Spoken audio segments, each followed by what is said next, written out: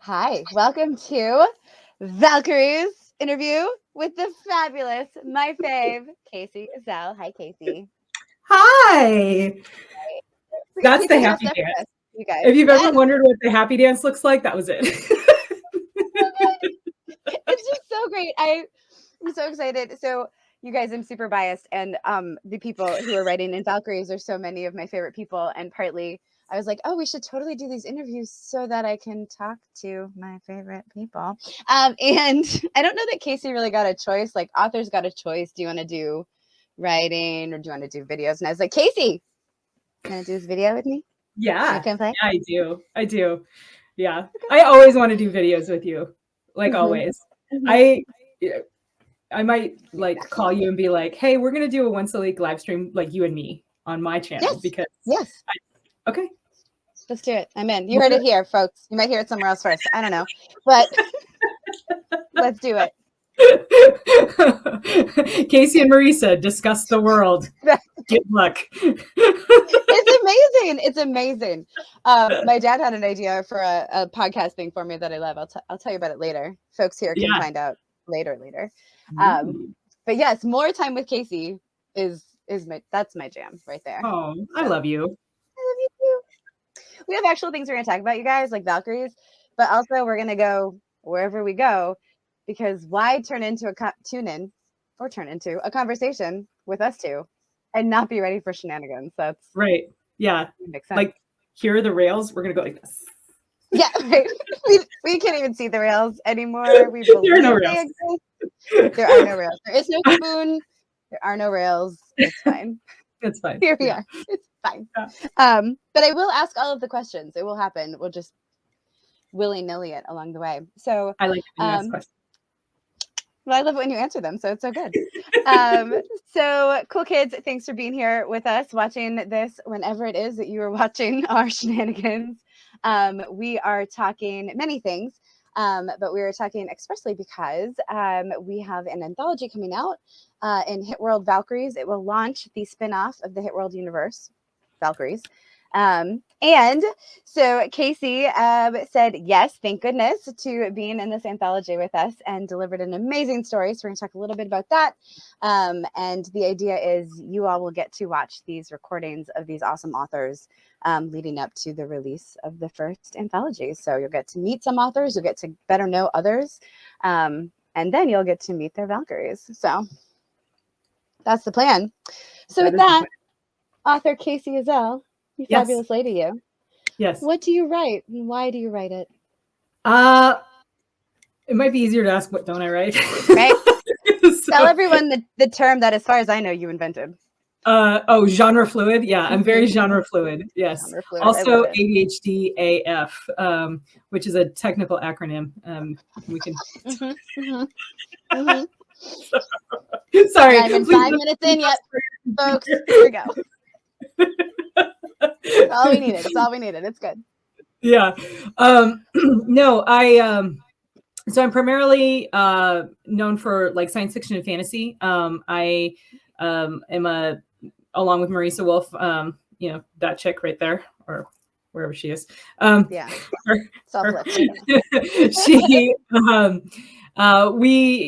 so I work with Marisa in the Four Horsemen universe as one of the core authors in the Four Horsemen universe. We wrote the Depic series within the larger Four Horsemen series together, and love doing that. My primary solo series is the Psyche of War series, which is a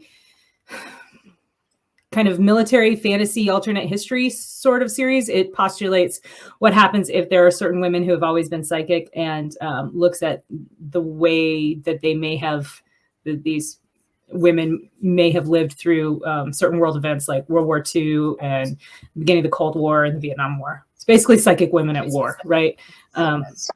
Don't piss these ladies off is kind of the overriding theme. Like Casey stories in general, I feel like, but yes, very much for these things. yeah. Hell hath no fury is probably like a theme of my writing. Yeah, that might be a great tagline for you down the road. Author Kacey Ezell. Hell hath no fury. Right.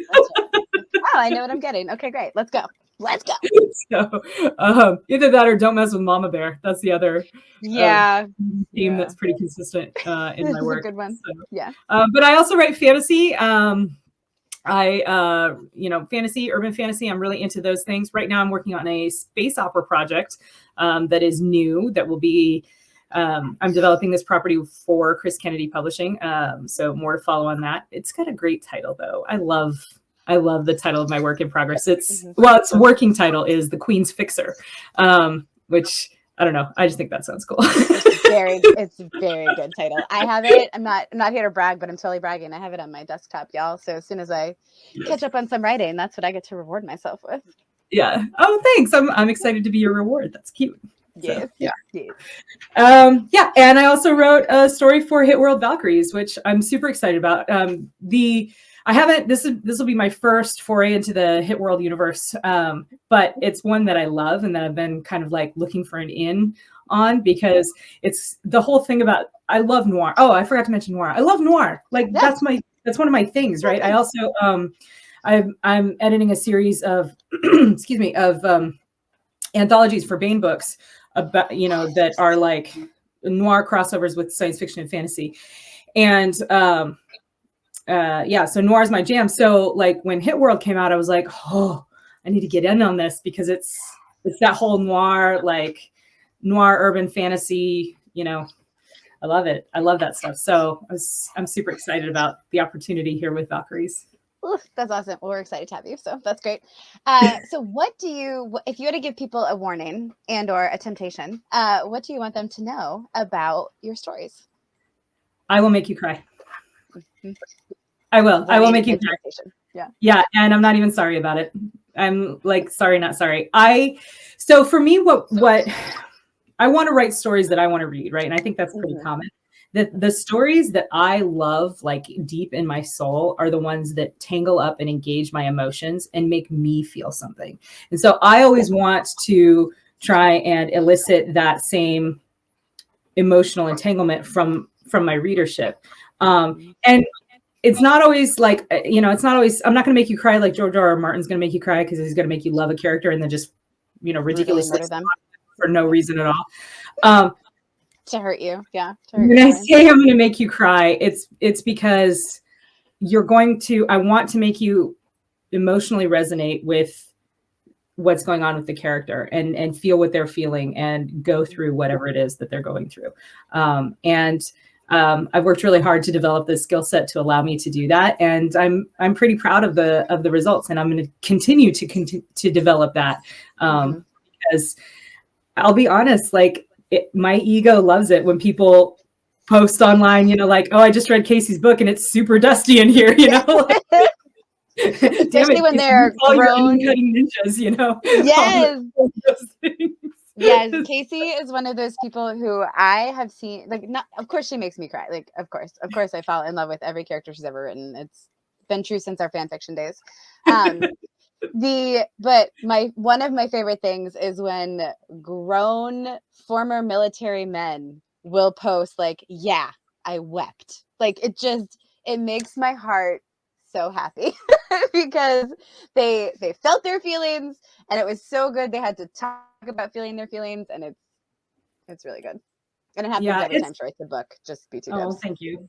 Well, and I mean, to be fair, I'm a military member myself, right? I'm just about to retire from 23 years in the Air Force, and having had those experiences, the thing about military service is that particularly whether military service is full of emotion, right? It's very emotionally charged. Yes. Yeah. Right. Yes. Yeah. And particularly like combat, which I have some experience with, as a helicopter aviator, helicopter pilot. That's a very emotionally charged, when someone's trying to take away your life, that's a very emotionally charged situation. Turns out. Yeah. Super weird. Yeah. So, they say write what you know, and there's a lot of things, about the military experience that I don't know. I mean, I'm not an infantryman. I'm not a Marine. I've never experienced ground combat. But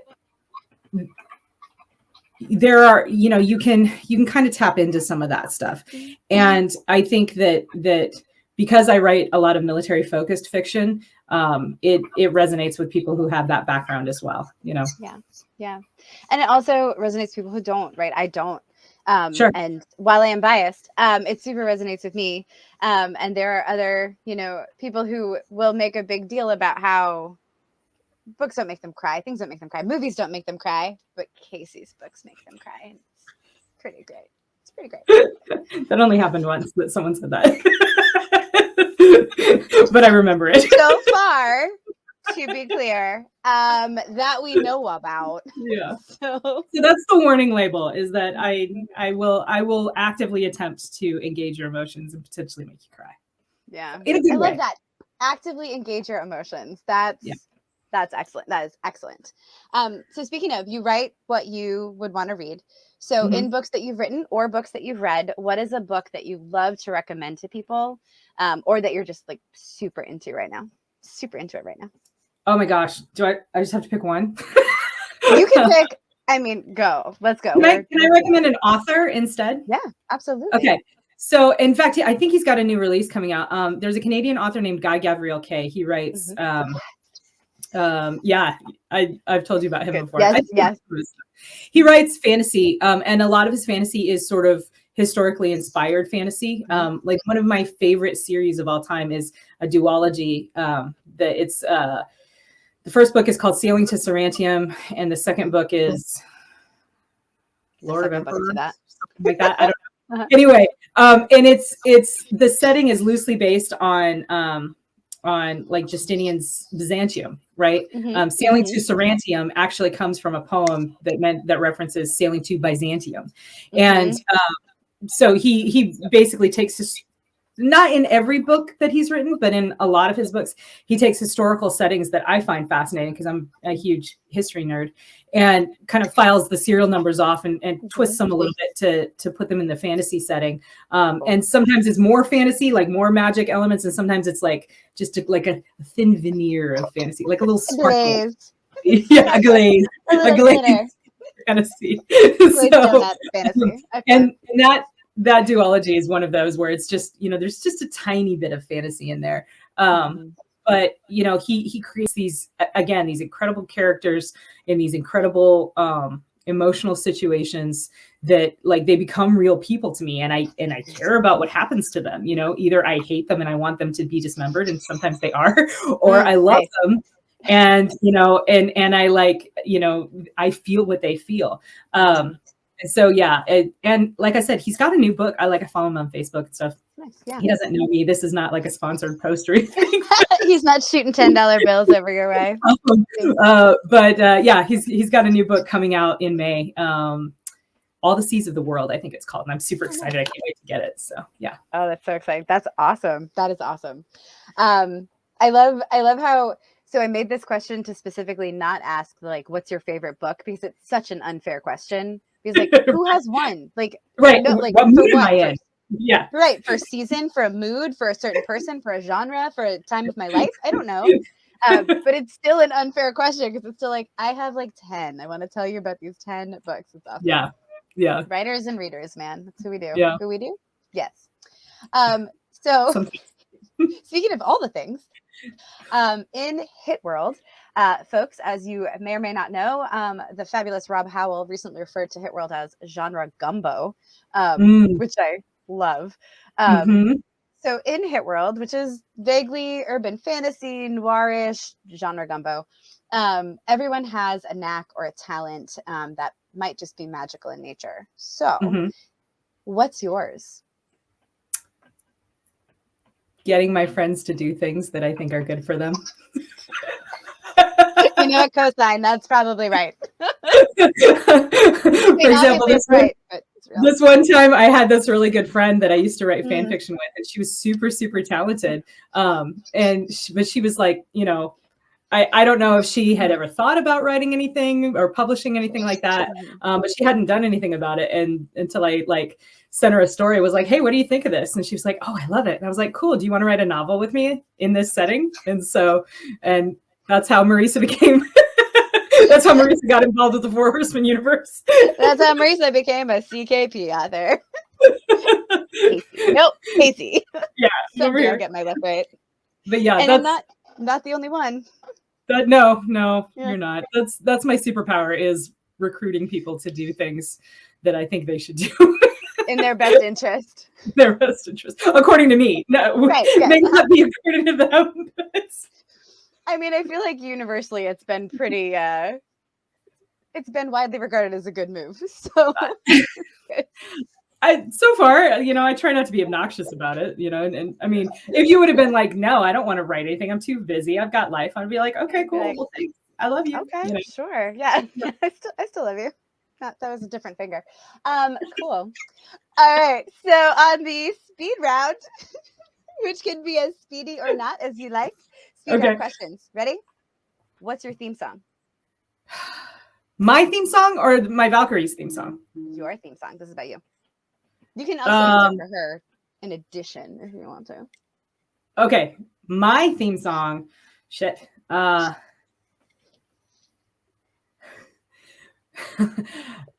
Maybe My Chick Bad by Ludacris. Nice. I like it. Okay. Checks out. Could also apply to Reyna, just a thought, but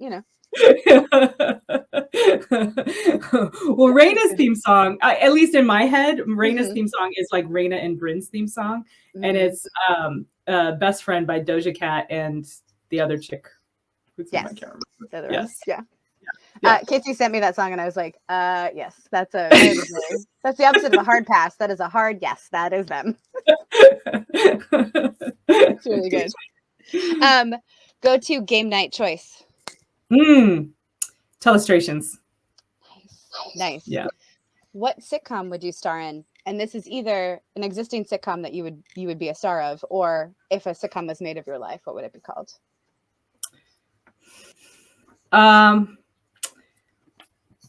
A sitcom. Ooh. I don't know. I don't really like sitcoms. That's fair. They're always kind of boring to me.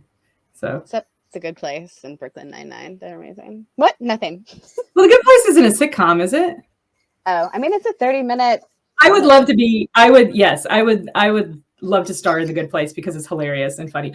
Or Schitt's Creek. That one too. Yes. That does not describe my life. My life is very beautiful and privileged, and I'm very grateful for everything that I have. But that show is so freaking funny, and I just want to be like, David.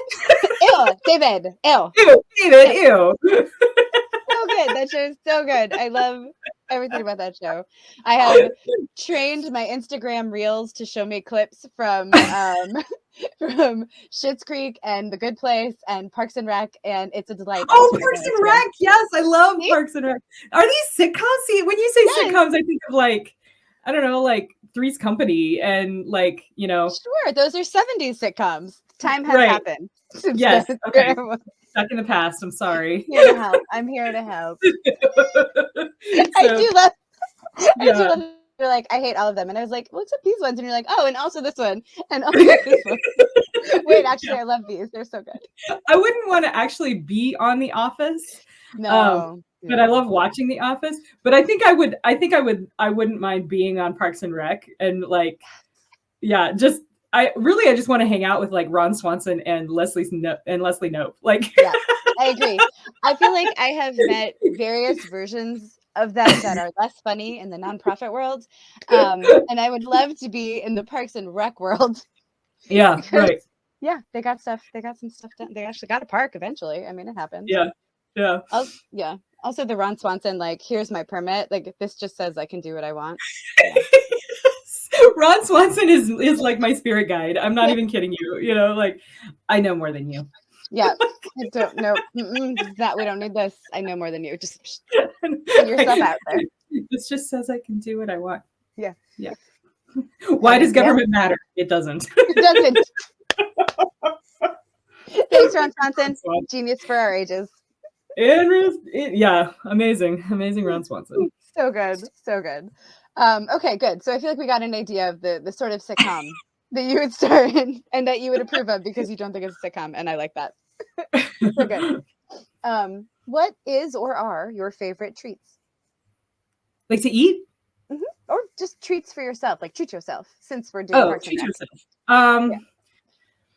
Ooh. Sometimes it's buying makeup. Like purple lipstick and shit and stuff. Sorry. We're good. We're in the first whatever minutes that you need to not curse, apparently. Okay. All right. Sometimes it is buying planner things because I'm a big planner nerd. You should watch her YouTube on it. It's amazing. Oh, she's a whole video about it. You can go see like her stuff. It's cool.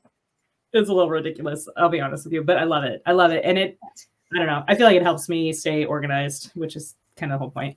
And then honestly, the biggest treat though for me is probably like taking like a trip somewhere and going somewhere and being like, screw it, I'll spend $5,000 on a trip to Hawaii with like all my friends and family. I mean, I only did that one time, but still, it's a good time. It was super worth it. Like 10 out of 10 would recommend. Yeah. When it's funny, like my husband and I, we try to be pretty budget conscious and, and consume responsibly. But when we were on vacation, and Marisa knows this because she's been on vacation. When we're on vacation, we're like, okay, we're on vacation. Money doesn't matter. We're on vacation. Have you seen that web comic? I think it's Sarah's Scribbles or something, where it's like, when I'm food shopping, like, the basics, the things I need. And when I'm doing this, it's, just very responsible. It's on sale. Right. Bookstore.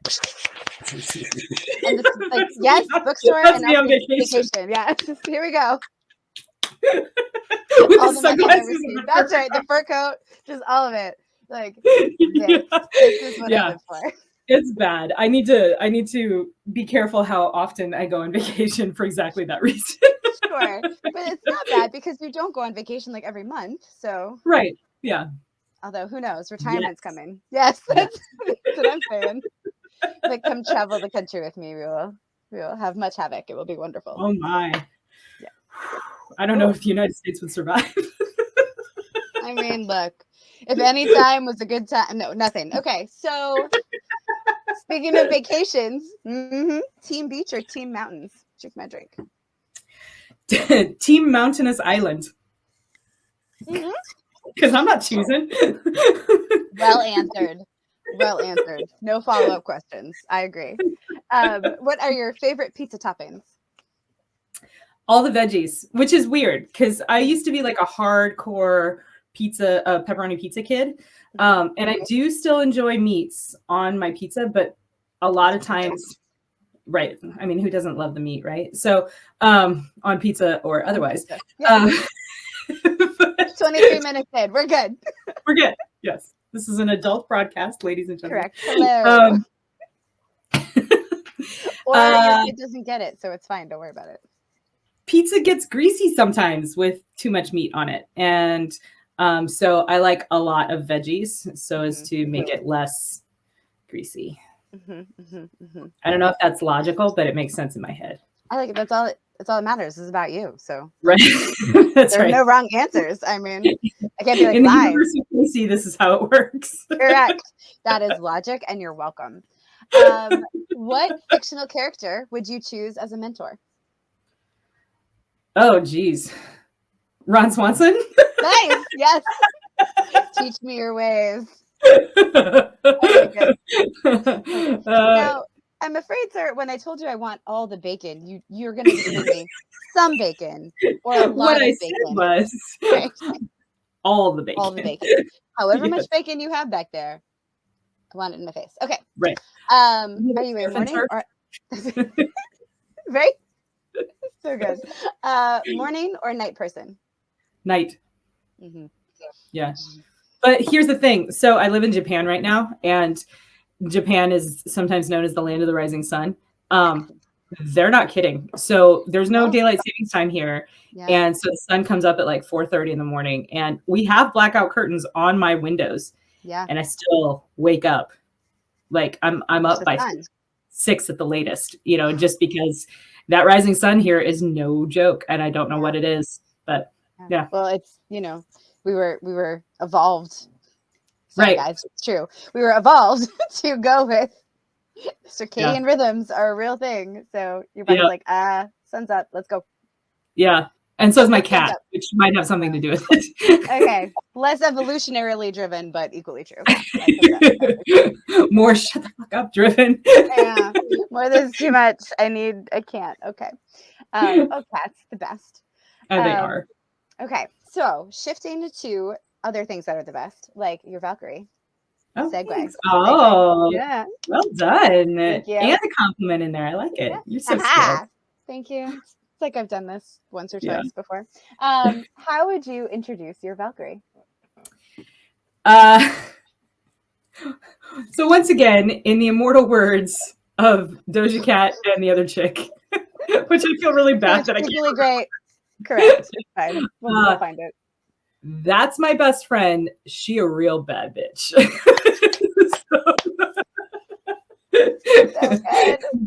So when I was initially sitting down to create this story, I was like, okay, I had no like preconceived ideas. I had nothing really. In fact, I was kind of struggling for an idea, like what can I do? And so I asked you for some background material, which you had given me, and it was really good stuff. And I was like, man, I just,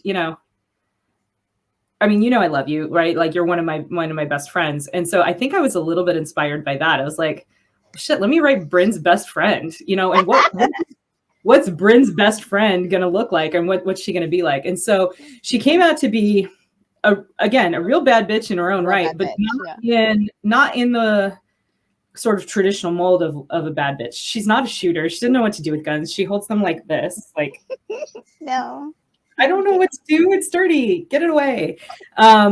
She is, she's not 100% human either. Her father was human. Her mother was not. She's something else, something like a succubus from another plane who basically had Bryn Reyna, my character, as an anchor baby to stay here on this plane. Yeah. She's a metaphysical anchor baby. There you are. Why not? And so she has the ability to know and access what people's like true desire is. And so therein lies her talent, or her power, is the ability to know, like, okay, what, I know what you want. And if I can give that to you, then I can get you to do what I want. That's sort of her MO. And so she's a high level manipulator, but a nice one. Yeah. In your best interest. This sounds really familiar. It's weird. Yeah. I don't know where any of this is coming from. But she was, once I kind of started with that concept of, okay, let me build a best friend for this badass character of yours.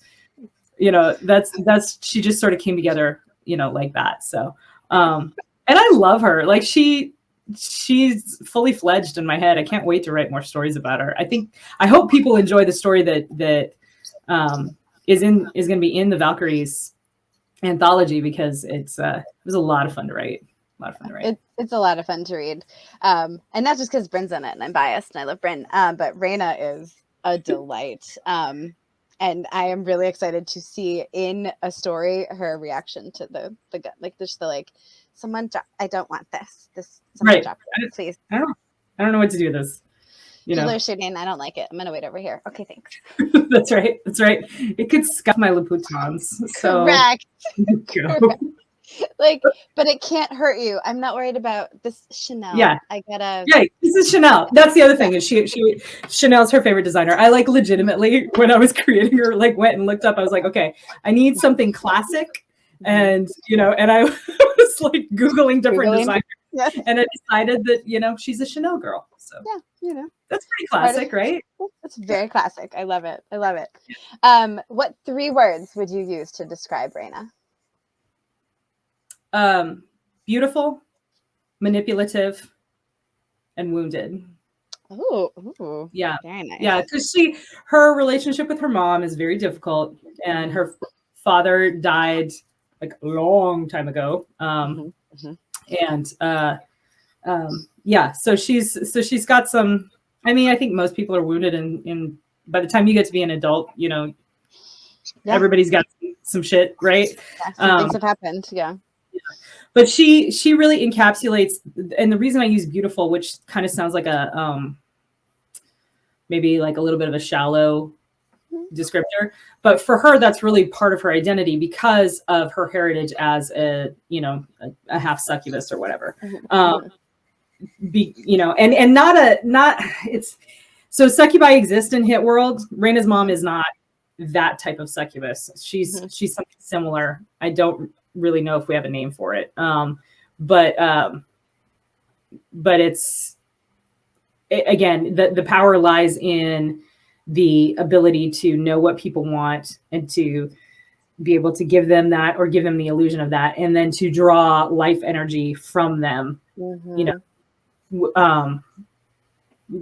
through their attraction or through their sex or, So I like it. Not really pretty stuff, but again, growing up that way, that made that, appearance is obviously a very important part of her identity because it's one of the biggest weapons in her arsenal. So yeah, I love that. I think it's based from the A-Team. Very good. At least that's what I kind of want to develop her into. Yeah. Distraction. Excellent. So you talked about a little bit the inspiration of the development of your character. What helped inspire the development of this story? I love heist stories. And so I kind of wanted to, and I never saw Ocean's 8, but I thought that the concept of like a heist at a gala was kind of like a cool one.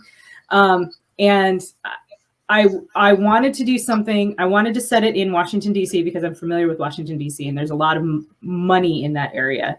And, part of Reyna's makeup is that she's, it's expensive to look the way that she is. So the way that she does. So she has to have some kind of job that gives her access to a lot of money. So she ends up, what I ended up making her, and this was actually your suggestion because you and I kind of batted some ideas around, as we often do, is that she's a consultant for like a fundraising consultant for nonprofits and stuff, right? Because she's good at getting people to give her stuff. So she can tell people, hey, this is how you can get people to give you the money that you need. Whatever it is that you're doing with your organization. So anyway, so that's where DC came from. And then again, when you and I kind of dug into the Hit World source material a little bit, and you explained to me the way that Cabal works, and you said, I remember at one point you said, if a dragon shows up in the room, it just sucks up all the Cabal and it's gone. And that really inspired me to. This might be a little spoilery, but there's an object, a piece of jewelry in the story. And when you said that, I was like, well, what if it was like a part of a dragon? So it's a necklace that's made with a dragon scale incorporated into it. And that kind of became the central MacGuffin of the story. And, the whole like heist thing and having to work out, because this is essentially Reyna's origin story as a Valkyrie, right? So how does one go from being a high-powered fundraising consultant to working in this world of supernatural beings and not actually technically being a shooter? I mean, like literally she can't shoot. She's never learned how and has no interest in learning how. But I wanted to explore the idea of like other avenues of power, if that makes sense, and other avenues of power and control and coercion other than straightforward violence. And so like all that kind of came together, and then I was like, well, and let's throw some besties in the mix. Why not? Yeah. Make it fun for everybody. Because what's a heist without a buddy heist? I mean, right? Yeah. So much fun. Yeah. Yeah. That's awesome. So, what would you say is your favorite thing about either and or all Hit World, your Valkyrie, or Badass Ladies in general? I think my favorite thing about it kind of incorporates all three things. I think my favorite thing is the way that, through the story and kind of with your help and with your input how how we can see the friendship between Reyna and Bryn developing. I think, in my experience, the most badass of ladies that I've ever met are not ones that necessarily compete with other women, because they don't have to, right? It's like, it's the most badass of ladies are the ladies who lift other people up, ladies and gentlemen alike, right? And I so often, I mean, it's such a stereotype of, the beautiful catty, the two beautiful women have this catty, like, frenemy relationship. And I mean, that's real. That happens. I'm not going to lie. But I think, there's so often when it's like, you guys are so freaking talented. You're both so powerful in all these different ways. If you would just work together and help each other out, like, think of what you could do. And so I think that's kind of my, that's sort of the beginning of that is what we see in this Valkyrie short. Is it wrong that I can't right now remember the name of my own story? I mean, I actually have it in front of me somewhere, and yet here I am. Like, my brain is like, I just love it. I was like, oh my gosh, what's it called? No, we're gonna find it. You keep talking, and I'm gonna go through these cards that I have. Story title reveal coming, guys. Get ready, guys. Get ready. But yeah, I think we see the beginning of that dynamic. You recording? Yeah. We see the beginning of that dynamic happening in this story, and it's and I love that, right? Because it's I don't know, it's been cool. I've enjoyed it. I love that. It's a sense of purpose. A sense of purpose. Yes. Very good title. For reasons you will see when you read the story, folks, without giving anything else away. But I love, so as some of you may know, I have been lucky enough to write with Kacey for like almost 20 years, I think. Like, I'm not going to actually do the math because math is mean, and I don't approve, but time. Time is non-existent and fake and also mean. So that's fine. But we have written together for a very long time. And one thing that I love about Kacey's writing in particular is her characters, right? And so your ability, Kacey, to write whole people who are so entertaining and fun, and in large part because of their relationships, they really come alive, is really great. And I think showed up in this story too. Like, we learned so much about Reyna and like how she operates with her mother, with Bryn, and having most of the central characters in that story be women and very different relationships among them is just, it's awesome. It's just a really cool. It's something you're very good at and you get better at every time. So thank you.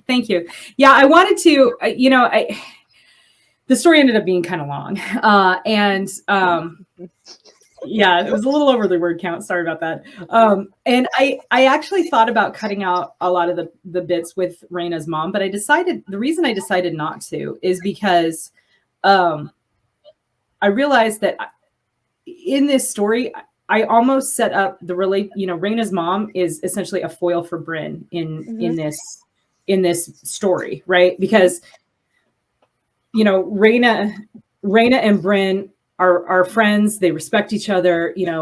Bryn is always very like, she wants Reyna to come and do some things, but she's very clear about giving Reyna the choice. Reyna's mom, on the other hand, is very, she's like the undistilled coercive part of Reyna's personality. She's like, no, this is your purpose. This is who you are. You have to do these things. This is why I created you. Yeah. And she's a narcissist because she's a succubus. Those seem they would go together. Yeah. That's my finger gesture from one of our previous things. It's together. Yes.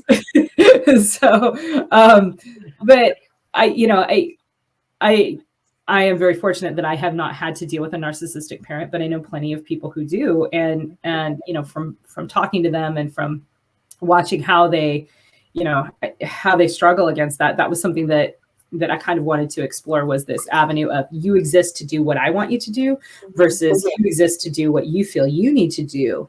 And the, you know, it sets up an inner conflict within Reyna too, because her whole MO is just coercing, you know, getting people to do what she wants them to do, which is exactly what her mom does.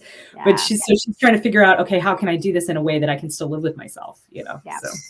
Yeah. Oh, yes. God, that makes so much sense. And it's so good. So get ready to read it, you guys. Sometime this summer coming to you. So our bonus questions. What should I have asked you that I didn't? I don't know. You asked me everything.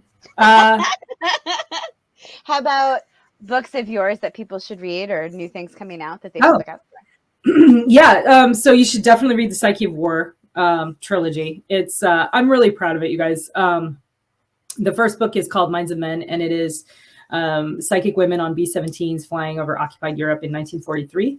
And then the second book is The World Asunder, and that is set in the opening days of the Berlin airlift in 1948. And the protagonist of The World Asunder is actually the antagonist of The Minds of Men. So we see the German psychic and, you know, her kind of dealing with the post-war setting and the rise of communism in East Germany and all that kind of stuff. It's essentially a spy thriller, which I also love. You know, that's again right up my alley. I love like John le Carré stuff, and yeah, good stuff. Anyway, and then the third one just came out in February, and it is called Skies to Conquer, and it is set in 1968. And one of the like, you know, side characters, background characters in Minds of Men is now all grown up, and she's married and has a child who is a grown son who goes missing in Vietnam, and she calls in some favors to go get her boy. So yeah. So good, you guys. You will not be sorry to read it. So good. I hope you read them, and I hope you like them, and I hope you review them if you like them. If you like them, go ahead and review them.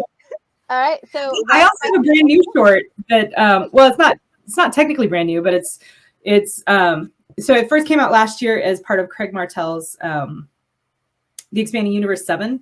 So those, he puts out these anthologies every year, but he only publishes them for like 3 months at a time, and then he unpublishes them and returns the rights to the creator. So this is a short story, totally new universe, totally, you know, it's not super long. It's available for under $1 on Amazon. If you want to go check that out, please do. And please, if you do, please do leave a review, because it doesn't have any, and I would love for it to have some. It's so lonely out there. So lonely. Lonely. And you'll get a unicorn if it gets to 50.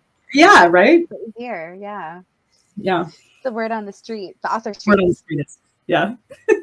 Awesome. What question or questions do you have for me? When am I going to see you? Oh my gosh, such a good question. Because you're back in the States in June, right? I'm back in the States in June, and then I'm going to visit my mom for a couple of weeks. But I'll be back at the beginning of July, and then at some point in July or August, we're going to move into our house. And then I will go to Dragon Con at the beginning of September. That's like as much as I know about my summer schedule. I mean, so then to be fair, we are totally going to see each other at Dragon Con. Yes. So worst case scenario, we will re-encounter each other there. So world, be ready, and also go to Dragon Con because it's amazing. Where we'll both be attending professionals and get to hopefully talk on panels and maybe even together. Yes. So fun. So we'll definitely see each other then. And then, I don't know, maybe once you're back somewhere on the East Coast, we can find ways to meet up. Yeah, that'd be great. That'd be great. Good. I've also decided maybe books may result from maybe we'll write entire books. We don't know. That's how we do. I mean, when you think about some of the books that we've written together, the actual time spent writing, we could probably knock out a book in a writing retreat. So we think. Challenge accepted? Right? I'm willing to test that assumption, I think. Yeah. So get ready, group. Be cool. Oh my gosh, I can't wait to see you. I'm so excited you're coming back. I know, me too. I'm so happy. I mean, I'm sad I didn't get to visit you in Japan because I am too. This place is awesome, and I'm really gonna miss it. I'm excited to come home and see everybody, but there's a lot I'm gonna miss about Japan. So we'll have to take a $5,000 vacation and come back. Mm-hmm. I was ready. I was like, yep, let's do it. So, yo, I mean, there are people that you can love so much, but traveling with them is not Right. in the cards. It's not the business. It's not the business, not the jam. It's not the vibe. And yet, then there are people in your life who you love deeply, and you have so much fun going on vacation with them. And I am really so just glad and a little bit braggy to tell you that Kacey and her husband are those people for me and my husband. And likewise. Yes. Like we almost can't plan a vacation without going, okay, so we need to check with Marisa and Jeremy and make sure that they're available. Okay, what do they want to do? Do they want to go? Can they be there? Can they go with us? Okay, great. That's right. Same. Yeah, it's more fun. It's more fun when we all do that. So yeah, that's all. Just start planning trips, and we'll go have a fun time. So good. Well, that's the question that I could have asked. Where is a place you haven't gone that you would really like to go to? Oh, here in Japan or just everywhere? The world is your oyster. Okay. Well, I'll answer both. Here in Japan, I have two answers. There's two places I didn't get to while I was here. Well, three really. Okinawa. I never got a chance to go down to Okinawa, and I really want to go check that out. And Osaka and Kyoto are the three. All three of those were on my list of have to go check those out while I'm in Japan, and I haven't made it to any of those. So I did get to go to some very cool places, though. I will say that. Visiting Hiroshima was amazing and not to be missed. Got to see like Nagoya. That was very cool town. Went to Matsumoto and saw, one of the original Japanese castles there. So awesome stuff. So it's not that I didn't explore Japan. I just didn't get to go to those specific places. Yeah. Otherwise, there's a bunch of places around the Pacific that, again, I kind of was like, ooh, I could, hop a flight and, go to Singapore and go to Bali. And, I got to go to the airport in Seoul, Korea, but that was it. Wow. But I did get to go to Mongolia, which was cool. Oh, yeah, that is really cool. Yeah. That was, I went to the airport in Seoul on my way to Mongolia. That's how that all came about. I've always wanted to go to Australia and New Zealand, and would love to go there. There's just, I like to explore, right? I've never really been to mainland Europe. I've been to England, but I've never really been to mainland Europe, and I'd love to check out some of the, historical places that I know all about, medieval battles there. Yeah. Because real life, my eyeballs. Yeah, right. Yeah. So yeah, I'd love to go to Europe. Love to, go all around the Pacific. I just want to go everywhere. Same. Yeah. The last 2 years have obviously done a lot of things for a lot of people, and so I don't want to make light of them. But in a very selfish and small thing that has upset me is two of my favorite people in the whole world. Kacey was in Japan, and one of my oldest friends since we were 12 was in Korea, and I was like, so I can go to South Korea, I can go to Japan, we can go to Okinawa and see my brother-in-law and sister-in-law. It'd be amazing, and none of it happened yet. None of it has happened yet. Yes. Well, when I go to visit those places, it will be with you guys, I should think. Right. Just it won't be while you're based there, because and that's okay too. It's fine. We'll just explore, I guess, forever. It'll be great. It'll be great. I love it. Well, Kacey, thank you for joining both Valkyries and this interview. Thank you for having me in both. I'm really excited to be part of this project. So good. It's going to be, there's so many fun times to come, y'all. So this has been Valkyries author interview with the fabulous Kacey Ezell. Now that I know which side I'm pointing at, I will promptly forget after this, but it's very exciting right now. Thank you for joining us. You will catch us here soon, and we are going to close out with the same thing we came in on. So, Crazy. I mean, look, it's fine. Here we are. We are who we are. It's glamorous and wonderful. Thanks so much for joining us, y'all.